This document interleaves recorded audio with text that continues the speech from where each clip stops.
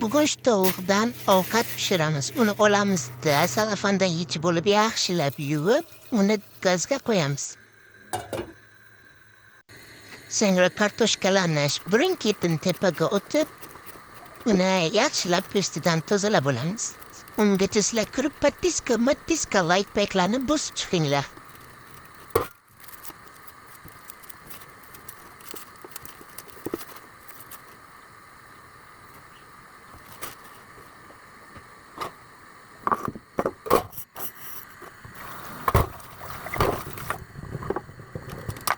Kartoshka peyuzlarni yaxshilab yuvib olib, uni keyin taklarini artib chiqamiz. Undan keyin shtatashini aylantiramizda birinchi piyuz to'g'rashdan boshlaymiz. Bir ikki qilib yaxshilab to'g'rab olamiz va uni shu tariqachaga solib qo'yamiz.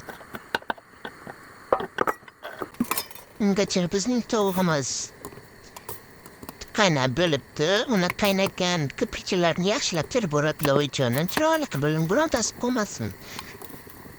Xo'p, bo'ladi, ishi ketadi. Undan keyin qolgan ishimizni davom ettiramiz. Sabzini olamiz, uni ham chiroyli qilib kvadrat shaklida man tilim aylamayapti, chunki gapirishni endi o'rganyapman. Ish uchun e'tibor bermaysizlar.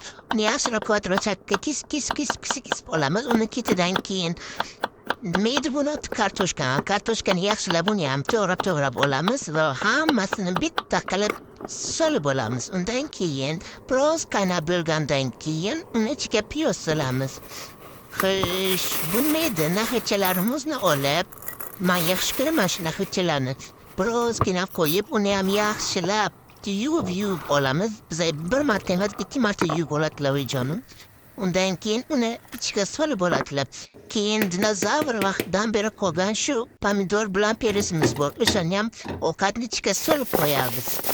Ungacha men turdim. O'zim uchun bugun kompot tayyorlaymiz. Xo'sh, mana bor ekan bizlar muzlatkichimizda shular to'lib ketgan o'shalarni olamiz.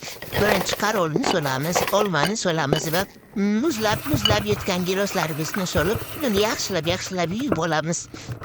Bir marta emas, 1-2-3 marta yaxshilab yuvib, uni bitta kastrulkachaga solamizda, uni yaxshilab qaynatamiz.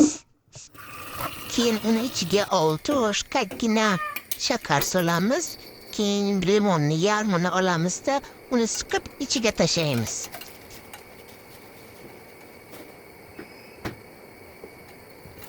Voila, kompotimiz ham qaynab bo'ldi. Undan keyin ovqatimizga qaraymiz. Uni bitta kovlab ichidan shu tovuqni olamizda, men yeyishim uchun yaxshi kesish uchun oyim uni kvadrat qilib kichkina qilib kesishlar kerak edi. Yog'larga katta qilib kesibdilar. Uni kesib keyin loshka bilan ezib mana o'g'limga tiqdilar. Qaranglar, katta qilib kesibdilar. O'zi mana o'zim kichkina bo'lsa, uni qanday yeyman shuni o'ylamaganlar. O'ylamasdan ish qilarlar. Ularni ham katta qilib to'g'rayaptilar. Men bu man katta odam deb o'ylaymanmi, bilmayman o'zim.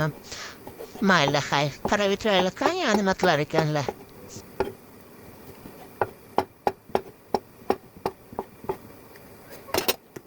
Kvadrat kichkina bo'lishi kerak edi, lekin bo'lmagan. O'sha katta kvadratli tovuqlarni ichiga soladilar. Ozgina tuz solib, keyin peripravacha tashlab qo'yarlar. Xo'sh, undan keyin u yana yaxshilab qaynashi kerak. Keyin uni ichidagi pomidor bilan pereslarni yaxshilab ezamiz, bitami chiqishi uchun.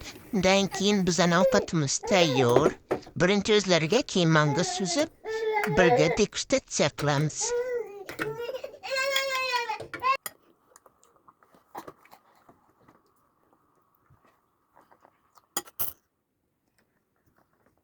Pardon?